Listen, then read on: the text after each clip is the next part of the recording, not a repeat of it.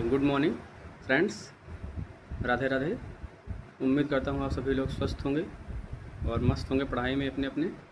और जैसा बता दें कि बहुत लोग वो बार बार रिक्वेस्ट कर रहे हैं कि टाइपिंग की सर कोई एग्जैक्ट कट ऑफ का अनुमान क्या है आपके पास।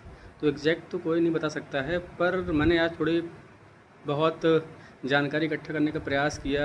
जैसे कि 1262 का ही अभी कट ऑफ आया हुआ है, जिससे हम कंपैरिजन कर सकते हैं। तो मैंने थोड़ी कोशिश ज़रूर की कंपैरिजन करने की 1262 से।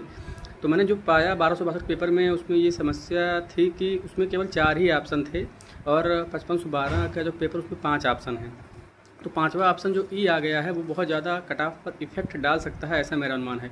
क्योंकि 8 से 10 क्वेश्चन में ई ऑप्शन सही हैं और ऐसा 1262 में था नहीं। 1262 में 4 ऑप्शन में से अगर कोई तुक्का भी मारता है तो उसका सही होने की संभावना बहुत ही ज़्यादा है। लेकिन हमारे पेपर 5512 में हम कह सकते हैं कि ई ऑप्शन चुनना बहुत ही कठिन होता है, क्योंकि जब तक कोई कन्फर्म नहीं होता है चारों ऑप्शन में तो हम ई पर जाना बहुत ही मुश्किल होता है हम बच्चों के लिए। तो जैसा हम बता दें आपको, मैंने पेपर जब देखा 1262 का तो उसमें ये समस्या थी कि उसमें हिंदी का मैंने एनालिसिस किया, केवल हिंदी का मैंने किया अभी 30 क्वेश्चन का। तो उसमें मैंने ये पाया कि उसमें जो क्वेश्चन थे बहुत ही, हम इजी तो नहीं कहेंगे लेकिन 5512 की तुलना में इजी हम कह सकते हैं, क्योंकि 5512 में जो ऑप्शन आए थे बहुत ही पास थे, जिसमें गलती की संभावना बहुत ही ज़्यादा थी। और जो एनालिसिस मैंने किया उसमें गलती बच्चों ने बहुत ज़्यादा की है। 25 के आसपास पहुंचना बच्चों के लिए बहुत ही मुश्किल था, लेकिन 1262 में 25 नंबर लाना बहुत आसान और इजी लग रहा था। जैसे कि अभी आप लोग पेपर देखें 1262 का तो आपको लोगों को भी लगेगा हाँ कि ऑप्शन उसमें इतने पास थे नहीं कि गलती की संभावना बने। और जो पढ़ा लिखा है वो आराम से 25, 26, 27 कर सकता है आराम से, वो 26, 27 करने लायक था भी। और उसमें एक और अच्छी बात ये थी कि उसमें एक गद्यांश आया हुआ था।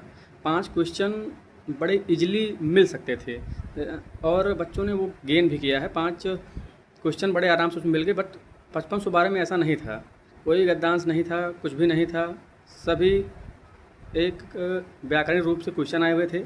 अगर आपकी वोकैब पे अच्छी पकड़ है तभी आप क्वेश्चन कर सकते हैं, और वोकैब पर पकड़ होना बहुत ही टफ होता है बच्चों के लिए, क्योंकि पर्यायवाची, विलोम, इन सब चीज़ों को याद करना इतना आसान नहीं होता है। तो एक समझ बूझ के साथ ही पेपर को सॉल्व किया जा सकता था। और ऑप्शन इतने पास थे 5512 में कि चुनना बड़ा ही मुश्किल हो रहा था। जैसे कि आपने देखा 2-3 क्वेश्चन चेंज भी हुए, बाद में रिवाइज आंसर की आई।